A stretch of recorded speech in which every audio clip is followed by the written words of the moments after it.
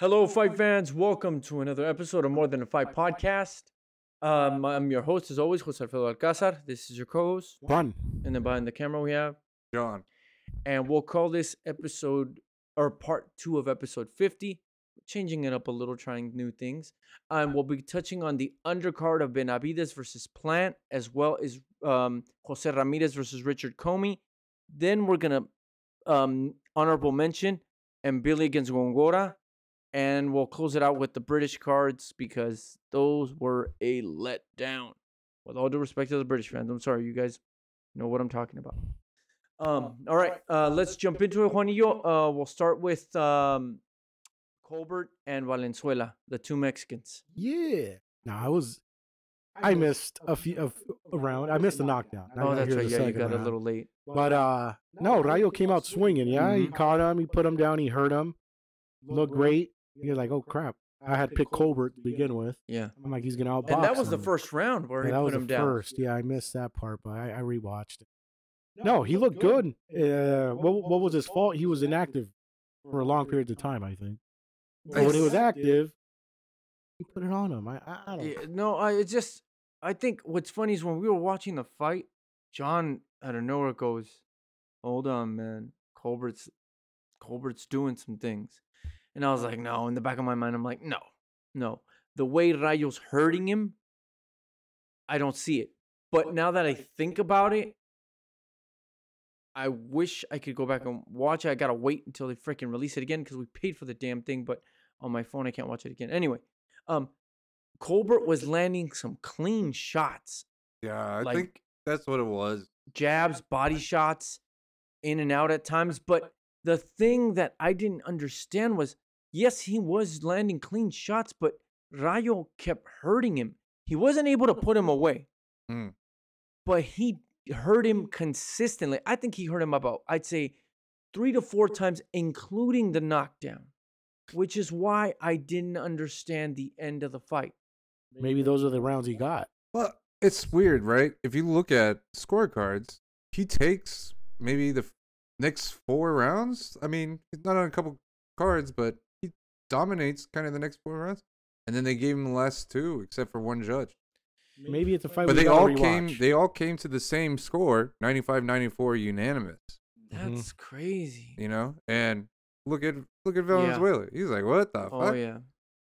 A lot of us, and if you went on, Alfredo on Twitter was very animated on Twitter after everybody. Even when Dan Rayfield's cussing on Twitter, there's a reason for it. Everybody was saying that they didn't see Colbert winning this fight.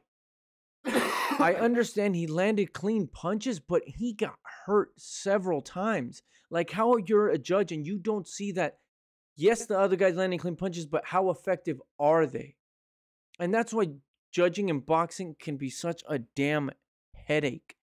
Because if the other man's landing clean punches, okay, cool. But then when the other guy lands 2 to 3 punches and he's able to hurt the other man to the point where he has to cover up, go to the corner, or you can tell he's a little woozy, then how effective were those punches that were landed clean if they didn't have the same effect? Listen, even Colbert knows that he got away with one. He's already said, like, they asked if he wanted a rematch. He's like, fuck no. Oh, yeah. He wants a rematch with Hector Luis Garcia. So I mean, that's what he's looking for. But he knows he got away with one. Then he also said he's going down and back to his. Oh yeah, I saw that too. So. That he wants to go back down to 130. Yeah, so it's a quick little journey. But even Colbert's corner didn't think they won. Yeah, if you watch it back, the corner was like ready to just leave. Like, okay, we lost this one. It happens. But the thing I kept saying about Rayo, and this is where Benavides Sr. needs to do something with him, is the kid kept his head on a line. That's why he kept getting hit so clean. He had no head movement. And that's why I think those punches accumulated, whether they were jabs or hooks or some now and again Colbert would land a clean punch. It's because you didn't have any head movement. So in a sense, you got to blame yourself. But he does train with David. And he didn't put him away. away. He should have put him away. He trains with David. David moves his head. I mean, I'm sure it's implemented in the training or they train it. He just wasn't doing it. I don't think it's a trainer's fault. But let me ask you this. Yes, you just said that. But if you're Rayo, do you stay with Benavides Senior? Yeah. After 2 fights. Yes. He shouldn't have lost this fight. He just was inconsistent. He would slow down and not do anything. That's his own fault. Okay. Yeah. Gotcha. Well, we'll see if there's a rematch or not. Yeah. I think Showtime will push for it because it was a pretty good fight. He ain't gonna get a rematch. No, he's never gonna. No, I think you're right. I think he's gonna go back down. All right, and then we move on to the co-main with Matt Ramos versus Joey Spencer. Jesus Ramos. Oh, sorry. Matt, what Yeah, I the was hell? gonna I don't say, know. Cas- I was looking at it anyway. He does look kind of like a Matt, though. Well, yeah, I mean, are there Mexicans named Matt? Yeah, of course. Mateo, I guess. Go to Texas. Okay, there you No, go. I'm kidding. But anyway, this was a very potentially could have been interesting because they were both undefeated, both young bloods. And like we said before in our previous episode, it was Showtime basically saying, "Here are the chips on the table. Who wants them? Because that's who we're gonna put our money behind." And Joey Spencer gave it his best, but Jesus Ramos is a big guy. I mean, He looked how did different you see weight this? class. Yeah, they didn't look in the same weight class. Yeah. Either I think he's too big and Spencer's too small, and it just looked weird.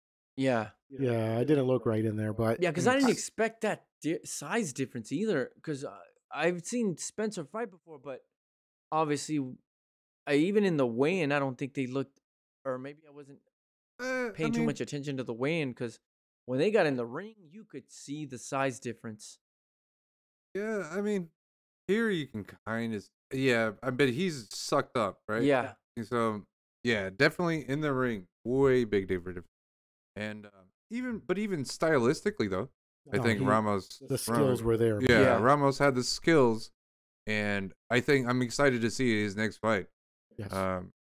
Yeah, he looked good out fighting there. for a championship in the next 2 to 3 Maybe fights, against Castaño next, or do you think that's too soon? No, I don't think it's too soon. I think he's 154? ready. What do you think, John? But then Castaño is a little 154 also, but he's kinda like proven that. himself. Yeah, I kind of like that because listen, it's showing that Ramos has the skills to be up there, and either you take the fight now and hope that he's young and like little inexperienced, or you wait till he's really fucking good. I think it's just onwards and upwards I for think his skills Ramos. are there already. I think he's ready. And yeah, Move on. because for me, I had seen Jesus Ramos fight a few times, and it seemed like there was no noise coming out of there. I'm like, what are they doing with this kid?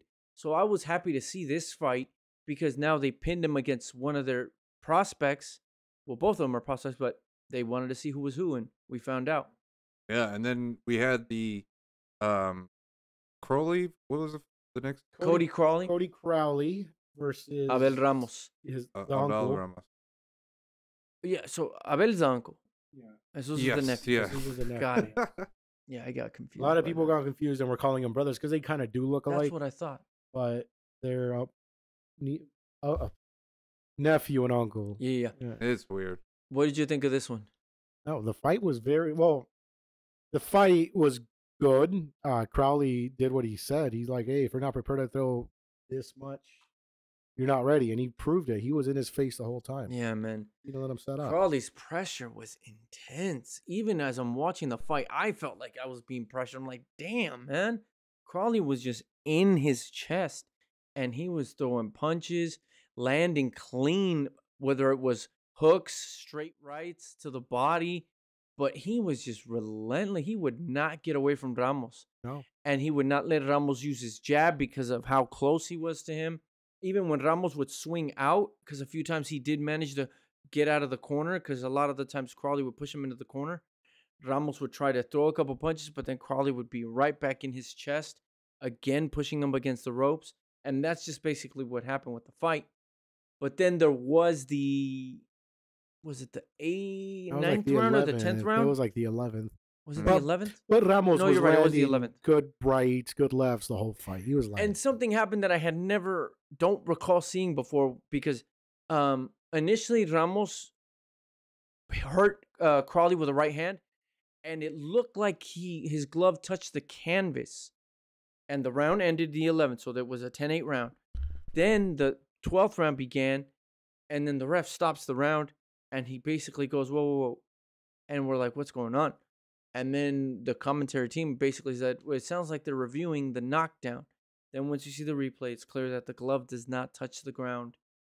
And I was shocked that they used replay and they corrected the call. And that, to me, it was a big change in the fight. Yeah. No, or it was a 100%. turning point in the fight is what I wanted to say. Yeah, but it was a little bit too late.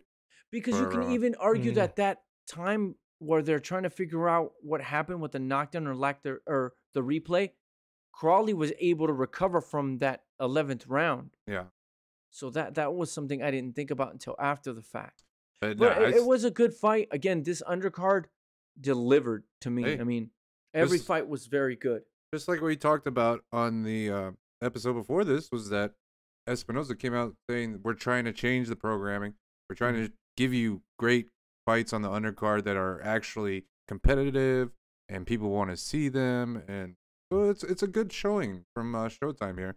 And I can't wait for they have a fucking stacked schedule coming up. Yeah, man. And that's why I know we said it this past on this past one that we talked about Benavidez' plan, but I want to see the undercard for Tank Garcia because if you just made that statement, please give me a good undercard. Wait, Tank Garcia is Showtime? Yes. Well, they're gonna Showtime DAZN. But Showtime pay-per-view. That undercard's not gonna deliver because they haven't really announced. Too many hands in the fucking pot. Or two big names on top. Sometimes Canelo cards don't have good undercards for that. You got two promotions. Well, I'm just saying he's taking most of the money. Like the two main event fighters, taking all the money. So I mean, the undercard's not going to live up. Well, maybe they could put some young guns in there, some up and comers. You never know. See. You never. Yeah. All right, and then let's just touch on real quick before we close up the sleeper fight of the week, which was the Mbili Gongor, Christian Mbili versus. And this was a Thursday night fight that we just happened to stumble upon. Well, I think John was the one that turned it on, and I remember we just started watching the first round. Yeah, Christian Mbili versus Carlos Gongor. Mm-hmm. Mbili from France coming up, and Gongor, a veteran. He's Ecuadorian, yeah. Yeah. Great record. He's fought some names. Yes. And I mean, he showed the experience too, because he caught Mbili a lot. Mbili's a tough motherfucker. Mbili was hurt in the second round or something like that, and it was funny. The Canadian announcers, right. Yeah, he did hurt him in the second round. The Canadian announcers kept saying, like, if you look at the scorecards of this fight, it does not tell the story of how close it was. Like, Gongora was in there the whole fight. Maybe not the very last round, 11th. Yeah, he was down in the last. But yeah, round. if you guys have ESPN Plus, go back or go watch this fight because you can find it on there because it was that good. I mean, they took as good as they gave, and it was like, damn. And Billy reminds me a little bit of the way he throws his punches of Mike Tyson.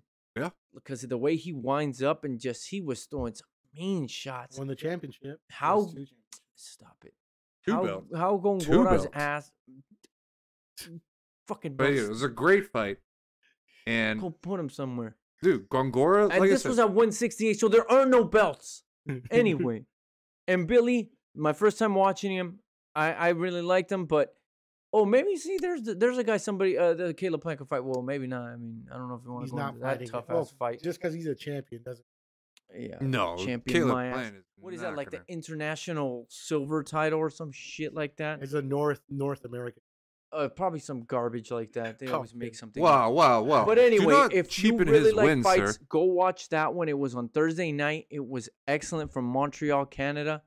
So, honorable mention there. And really quick, we'll jump into... It was WBA International, WBC WC Continental America Super Middleweight title. Are you fucking kidding me? Come on, man. So it's two promotions, WBA, WBC. Anyway. But it was a great fight. Yeah. And I check that one out. And I think it also shows that there's these little secret fights that people don't pay attention. And we're going to try to highlight for you guys, try to show you, like, hey, there's some good stuff going. It just doesn't get the press. And then real quick, we'll touch on Richard Commey against Jose Ramirez in Fresno. What'd you think, one of you? I think we all expected Ramirez to win. Commey landed his right hands at will, it seemed like, at one point of the fight, but they were not enough to hurt Ramirez. No. Didn't deter him. He kept throwing to the body. I mean, Commey took some shots to the body. And that was the KO. So Commey took some shots, period. Yeah. You could tell he's been, well, I mean, he's been tough. in there with some of the best, man. It only makes sense that at some point you're just not going to be able to hold up as like you once were. But anyway, my point in bringing this fight up is the obvious reason. Will he fight Regis Prograis next? For 50-50, he will. No. I don't think he's going to get 50-50, and I don't think he should because Regis is the champion now. Wow. They got to do 60-40. That's why it didn't happen last time. Somebody's got to talk to Ramirez because 50-50. Who else is he going to fight? Jack Catterall's got no belts. Puello and Rolly somehow is getting a title shot at 140. Rolly was beating Tank. Teofimo is going to fight I don't remember. Taylor yeah. at 140. What about For Prograis versus Subriel Matias? I do want to see Matias. Yeah, I like Matias a lot. I'm all about that one based on how we saw Subriel look last. But I want to see Ramirez fight Prograis because Prograis basically said he's ducking me, and Ramirez says he's not. Take the 60-40, beat him, and then you can fucking get a rematch, and then in the next one you get more Tyson money. Fury's a fucking negotiator over here? Yeah. Just take the 70-30. Hey, Tyson Fury's over here offering 70-30. Then. Yeah, but Usyk agreed to it. That's the problem. Oh yeah, I know. Then they laid into Tyson Fury. Yeah, man. Rightfully fucking so. All anyway, hopefully we get Prograis against Ramirez sometime this year. That would be another awesome fight. And check out the other episode where we touch on the news and notes and the fights that we are going to see in May and in June. Yep. And of course, what should they do, Juanillo? Comment, like, subscribe, hit the little bell notification, and we will see you soon. All right. Let's bleed.